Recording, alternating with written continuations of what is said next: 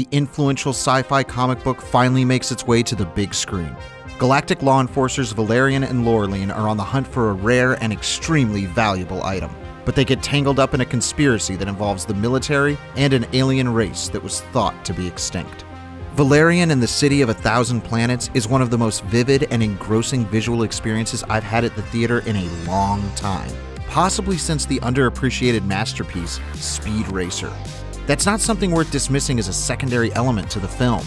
The sheer diversity of creative alien species and sci-fi world-building is worthy of applause. And it's worth comparing Valerian to the recent reboot of Star Wars, since the original French comic was definitely an influence on George Lucas's film. The sense of pulp adventure has somewhat left Star Wars with its recent entries. There's a simplicity to pulp stories that's admirable when handled correctly, and Valerian mostly does pure pulp right.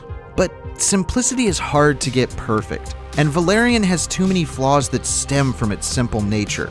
Our heroes are paper-thin characters with an aggressively bland romance connecting them together. Maybe that would be boosted if Dane Dehaan and Cara Delevingne brought oodles of charisma to their roles, but they don't. They aren't bad, but they don't have the natural charm it takes to anchor these kinds of characters. Also hurting the film is that it's simply too long. Yes, that does mean we get lots more alien shenanigans, and they are a joy, but it's at the cost of good pacing and structure. This doesn't help things when the film slogs its way through the third act.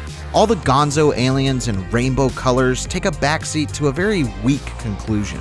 Valerian and the City of a Thousand Planets gets a 3 out of 5. It's eye candy at its absolute sweetest, but what you really want is eye protein.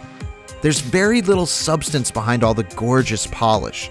That doesn't mean that the movie doesn't offer simple pleasures. It does, and with delightful regularity. Seeing it on a big screen will be worth your time. But don't expect most of it to stick with you.